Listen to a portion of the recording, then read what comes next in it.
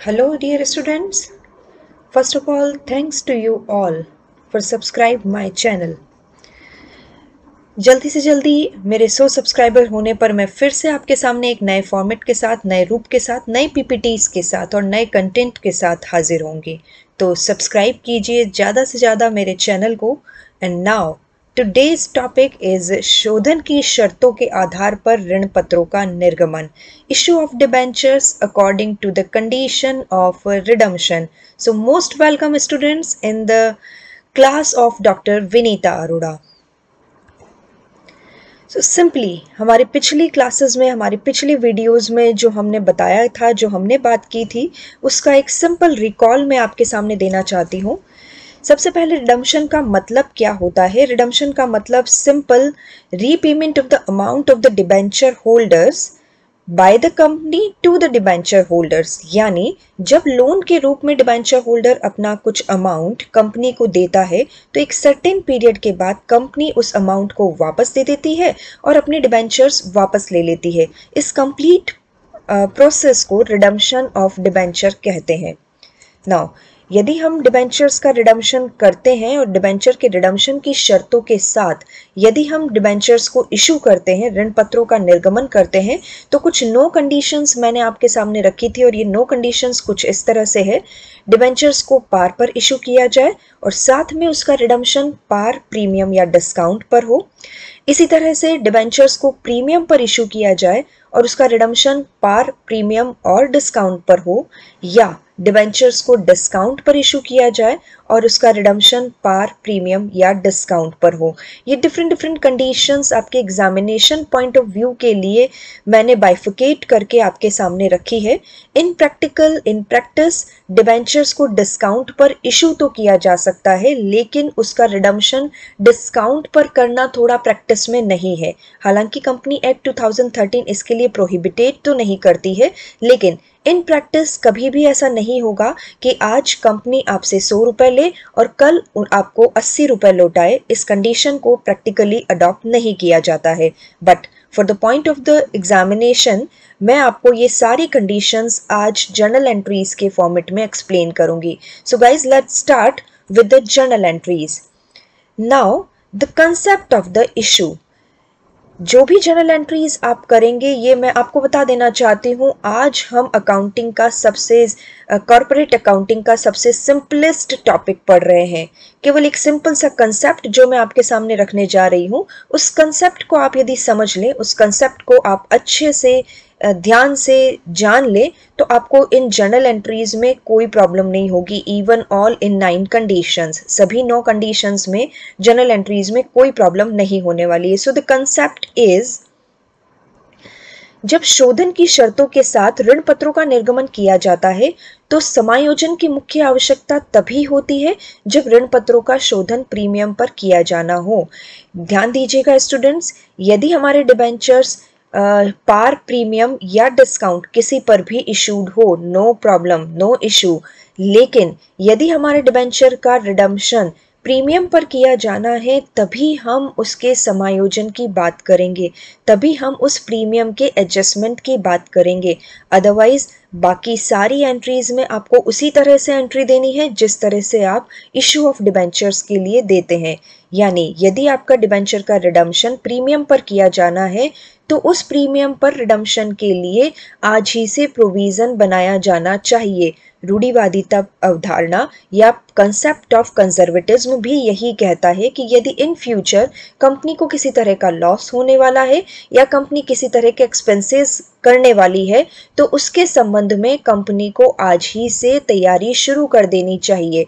यानी यदि debenture holder से आज 100 रुपए लिए जाएं और 3 वर्ष के पश्चात, यानी एक सर्टेन पीरियड कंप्लीट होने के पश्चात 120 रुपए प्रीमियम के साथ उसका रिडम्पशन या शोधन किया जाए, तो ऐसी स्थिति में इस 20 रुपए के प्रोविजन का निर्गमन की तिथि से ही प्रोविजन बनाना शुरू कर देना चाहिए। यानी इस 20 रुपए की तैयारी आज ही से, यानी जब कंपनी ने डिबेंचर्स को इशू किए हैं तभी से कर देनी चाहिए। तो इस सिंपल से कंसेप्ट के लिए आप ध्यान रखिएगा, केवल जब हमारा डिबेंचर प्रीमियम पर रिडीम किया जाता है तभी हमें कोई एडजस्टमेंट करना है, अदरवाइज बिल्कुल वही जर्नल एंट्रीज देते जाइए जो कि आप डिबेंचर्स के इशू के समय देते हैं।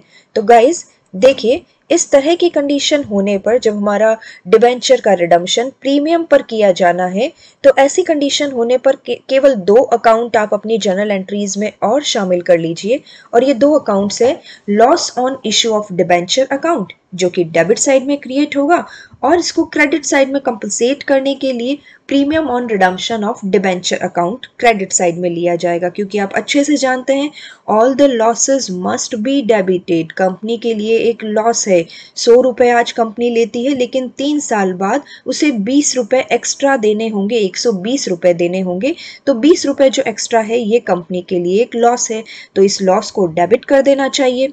लेकिन जो प्रीमियम रिडम्पशन पर दिया जा रहा है, यह प्रीमियम कंपनी को क्रेडिट साइड में दिखाना होगा, because premium is always credited. Now premium on redemption of debenture account, इसके कंपलसेट में एक अकाउंट खोला गया है।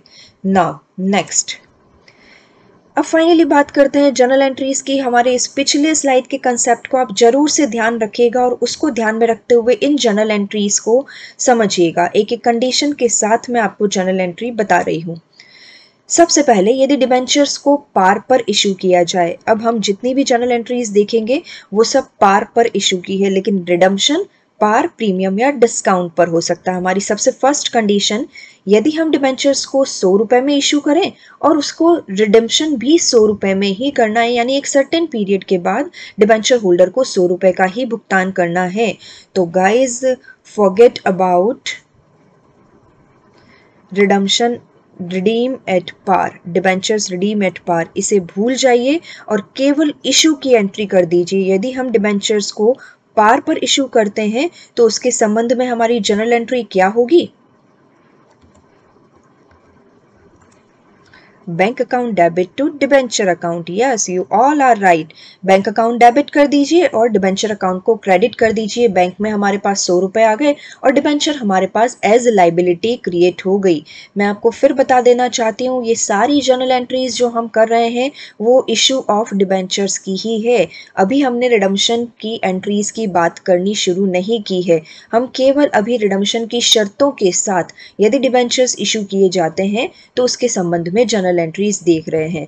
नाउ नेक्स्ट कंडीशन की बात करते हैं। नेक्स्ट कंडीशन, वही डिबेंचर्स हमने पार पर इशू किए हैं, यानी 100 रुपए का डिबेंचर हमने इशू किया है, लेकिन उसका रिडम्पशन 120 रुपए पर करना है। तो गाइज यहाँ पर आप अपने कंसेप्ट को रिकॉल कीजिए। डिबेंचर्स के लिए 100 रुपए लिए गए हैं, लेकिन इन फ्यूचर 120 रुपए का भुगतान किया जाना है। ये 20 रुपए जो एक्स्ट्रा भुगतान किए जाने हैं उसके लिए आज ही से प्रोविजन करना शुरू कर दीजिए। तो प्रोविजन बनाने के लिए कौन से 2 अकाउंट बनाने होंगे? Yes, first is loss on issue of debenture account जो कि डेबिट साइड में क्रिएट होगा, एंड सेकंड क्रेडिट साइड में premium on redemption of debenture account. इन दोनों ही अकाउंट के साथ हमें ये एंट्री करनी होगी, अदरवाइज बाकी वही एंट्री कर दीजिए। Debenture issued at par, debenture को पार पर इशू करने के लिए हमारे पास एंट्री होती है bank account debit to debenture account. 100 rupees से हमने डिबेंचर्स को इशू कर दिए पार पर, लेकिन हमें उस 20 रुपए के प्रीमियम के लिए आज ही से प्रोविजन शुरू करना है। तो 2 अकाउंट हमने यहाँ मेंटेन किए, loss on issue of debenture account 20 rupees से और to premium on redemption of debenture account 20 rupees से। देखिए आपका डेबिट और क्रेडिट मैच हो गया। बिल्कुल अपने कंसेप्ट के साथ चलिए, ये टॉपिक सबसे इजीएस्ट टॉपिक है। अगली एंट्री की बात करते हैं, debenture issued at par. Simple, par पर इशू किया गया है। 100 रुपए आज कंपनी ने डिबेंचर होल्डर से लिए हैं, लेकिन उसका रिडम्पशन 80 रुपए में किया जाना है, यानी एक सर्टेन पीरियड के बाद 80 रुपए का भुगतान किया जाएगा। इन जनरल ये प्रैक्टिस में फॉलो नहीं किया जाता है, लेकिन फिर भी आपके एग्जाम पॉइंट ऑफ व्यू से हम बात करते हैं तो सिंपल, यदि डिस्काउंट पर डिबेंचर्स का रिडम्पशन करना है तो नो इशू, भूल जाइए इसे और आ जाइए simply debenture issued at par. Debenture को पार पर इशू करने की entry, yes you all are right, bank account debit to debenture account 100 rupees से हमने ये डिबेंचर्स को इशू कर दिया है। सो गाइज, ये फर्स्ट 3 कंडीशंस जब हमारा डिबेंचर्स का इशू पार पर हुआ हो लेकिन रिडम्पशन पार, प्रीमियम या डिस्काउंट पर हुआ हो। अगली बात करते हैं, नेक्स्ट, जब डिबेंचर्स का इशू प्रीमियम पर किया जाता है, प्रीमियम पर जब इशू किए जाते हैं तो उसके संबंध में यदि रिडम्पशन पार प्रीमियम या डिस्काउंट पर हो तो किस तरह से जर्नल एंट्रीज की जाएगी। देखिए, सबसे फर्स्ट कंडीशन की इसमें बात करते हैं, debenture issued at premium, redemption at par. Now यदि आपका रिडम्पशन प्रीमियम पर नहीं है तो भूल जाइए रिडम्पशन के पोर्शन को, सिंपली बात कीजिए डिबेंचर इशूड एट प्रीमियम। यदि डिबेंचर्स को प्रीमियम पर इशू किया जाता है तो हमारी जर्नल एंट्री होगी डिबेंचर अकाउंट डेबिट, यदि हमारी जर्नल एंट्री जब डिबेंचर्स इशूड एट प्रीमियम है तो हमारी जर्नल एंट्री होगी bank account debit to debenture account to security premium. Simply देखते हैं इसको, बैंक अकाउंट डेबिट 120 रुपए हमारे बैंक में आ गए, डिबेंचर अकाउंट क्रेडिट किया जाएगा 100 रुपए से और 20 रुपए सिक्योरिटी प्रीमियम के रूप में लिए जाएंगे। अगेन, यदि रिडम्पशन प्रीमियम पर नहीं है तो रिडम्पशन के पोर्शन को भूल जाइए और केवल इशू की सिंपल एंट्री आप कर दीजिए, जो कि हमने यहाँ पर की है, debentures issued at premium, bank account debit to debenture account to security premium. अगली कंडीशन की बात करते हैं, डिबेंचर्स प्रीमियम पर इशू किया गया है और उसका रिडम्पशन भी प्रीमियम पर करना है, यानी आज कंपनी ने इशू के समय डिबेंचर होल्डर से 120 रुपए लिए हैं और प्रीमियम पर 3 साल बाद या एक सर्टेन पीरियड के बाद प्रीमियम पर रिडम्पशन किया जाना है, यानी 120 रुपए का भुगतान पुनः किया जाना है। यहाँ पर स्टूडेंट्स मैं आपका कंफ्यूजन क्लियर कर देना चाहती हूँ। आपके मन में ये जरूर कंफ्यूजन होगा कि आज यदि 120 रुपए लिए गए हैं और कल 120 रुपए ही दिए जाने हैं तो इसके संबंध में लॉस किस तरह का, इसके संबंध में प्रोविजन किस तरह का। तो मैं आपको ये बता देना चाहती हूँ, एक सिंपल अकाउंटिंग कंसेप्ट ये है कि 100 रुपीज तो डिबेंचर्स के रूप में लिए जा रहे हैं, लेकिन ये 20 rupees as premium debentures issue के समय जो लिए जा रहे हैं ये कंपनी की गुडविल के लिए है, कंपनी की ब्रांड वैल्यू के लिए है, जो कि डिबेंचर प्रीमियम अकाउंट में, सिक्योरिटी प्रीमियम अकाउंट में शामिल किया जाएगा।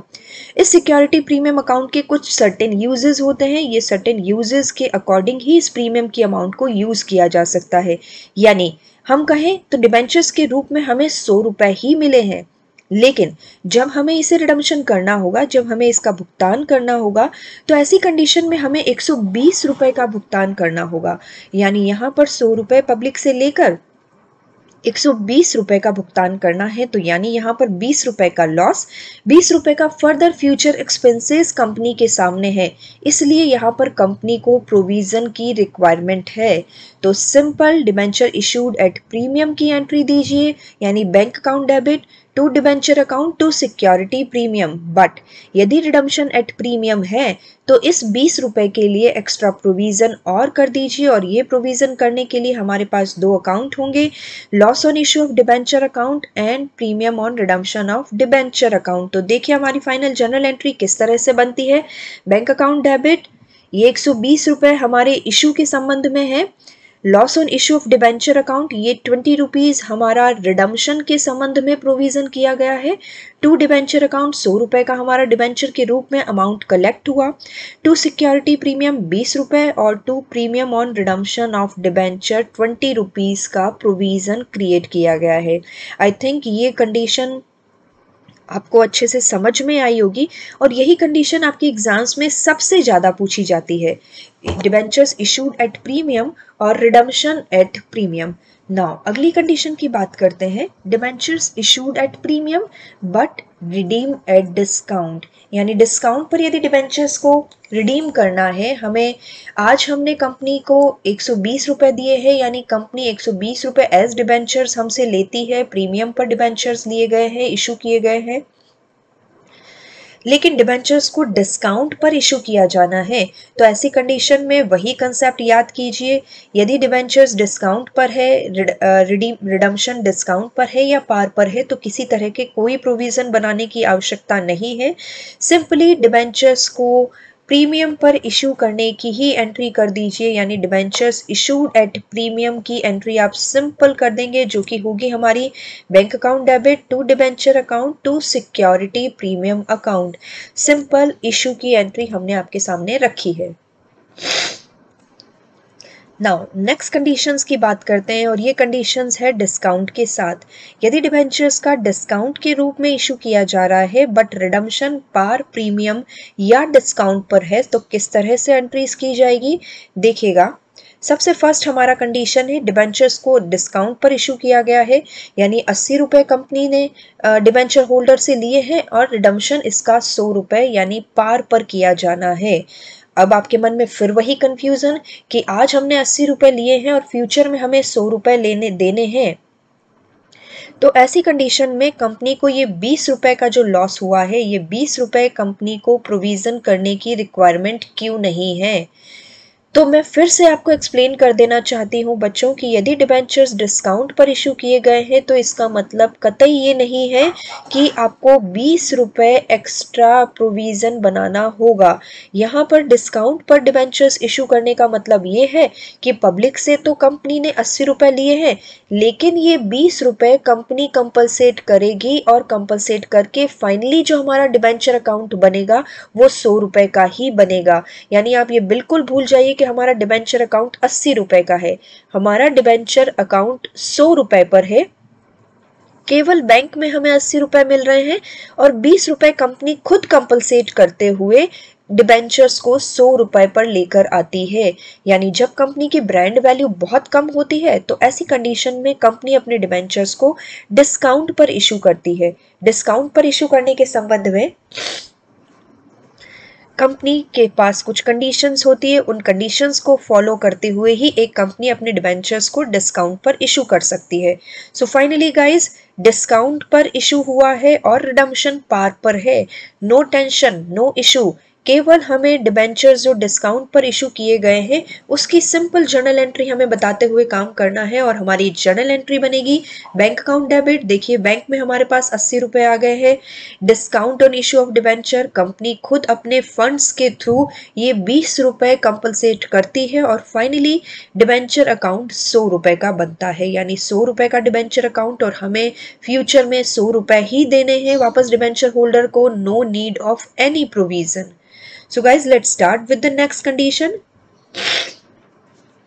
Debenture issued at discount और रिडेम्पशन एट प्रीमियम। देखिए फिर से यदि प्रीमियम की बात आ गई है तो आप ध्यान दीजिए, यदि हमारा डिबेंचर प्रीमियम पर रिडीम किया जा रहा है तो ऐसी कंडीशन में प्रीमियम पर रिडीम किए जाने वाले डिबेंचर्स के लिए प्रोविज़न बनाना होगा। मैं बार बार आपको यही बता रही हूँ कि यदि रिडम्पशन प्रीमियम की कंडीशन के साथ है तो ही आपको प्रोविज़न बनाने की रिक्वायरमेंट है, अदरवाइज आप सिंपली इशू ऑफ डिबेंचर की ही एंट्री कर दीजिए और यही सिंपल आपको कंप्लीट जर्नल एंट्रीज के फॉर्मेट में आएगी। तो देखिए यहाँ पर प्रीमियम पर रिडम्पशन किया जाना है तो सिंपल हमें डिबेंचर्स को डिस्काउंट पर इशू करने के साथ साथ 2 और अकाउंट खोलने होंगे और ये दोनों ही अकाउंट डिबेंचर्स को प्रीमियम पर रिडम्पशन करने के प्रोविज़न को क्रिएट करते हैं।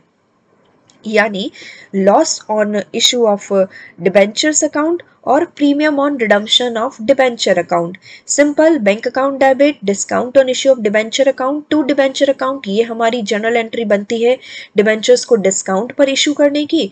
और यदि हमें डिबेंचर्स को प्रीमियम पर रिडम्पशन करना है तो ऐसी कंडीशन में 2 अकाउंट और खोलिए, loss on issue of debenture account 20 rupees and premium on redemption of debenture account 20 rupees. Finally आपके पास जो जनरल एंट्री बनती है bank account 80 rupees, discount on issue of debenture account 20 rupees, loss on issue of debenture account 20 rupees, to debenture account 100 rupees, to premium on redemption of debenture account 20 rupees. Debit and credit are equal. Now next 9th and last condition को आपके सामने रखती हूँ। Debenture issued at discount and redemption at discount. देखिए debenture को discount पर issue किया गया है, यानी 80 रुपये बैंक में हमारे पास जमा हो जाएंगे और 20 रुपये कंपनी खुद कंपलसेट करेगी। फाइनली कंपनी का डिबेंचर 100 रुपीज़ पर आएगा और लेकिन उसका रिडम्पशन 80 रुपये पर ही करना है, यानी 100 रुपये का तो हमारा डिबेंचर हो गया है। इन फ्यूचर हमें 80 रुपये का भुगतान करना है। इस तरह के प्रॉफिट को रिकॉर्ड करने की किसी तरह के प्रोविज़न की ज़रूरत नहीं है। तो यहाँ पर सिंपली वही एंट्री कर दीजिए जो कि हम डिबेंचर्स के डिस्काउंट पर इशू के समय करते हैं गाइज। तो देखिए हमारी एंट्री होगी बैंक अकाउंट डेबिट 80 रुपए से, discount on issue of debenture account 20 रुपए से और टू डिबेंचर अकाउंट 100 रुपीज से। तो इस तरह से ये सारे नो कंडीशंस के साथ बच्चों आज हमने बात की है किस तरह से जर्नल एंट्री की जाएगी। एक सिंपल कंसेप्ट मैंने आपको बताया है। इस कंसेप्ट को जानने और समझने के लिए हम अपने अगले वीडियो में आपको प्रैक्टिकल प्रॉब्लम्स के साथ बताएंगे और कुछ असाइनमेंट भी देंगे। तो तैयार रहिए हमारे अगले वीडियो के लिए और ज़्यादा से ज़्यादा हमारे इस चैनल को सब्सक्राइब और शेयर जरूर कीजिए। Finally guys, thank you so much. Thank you.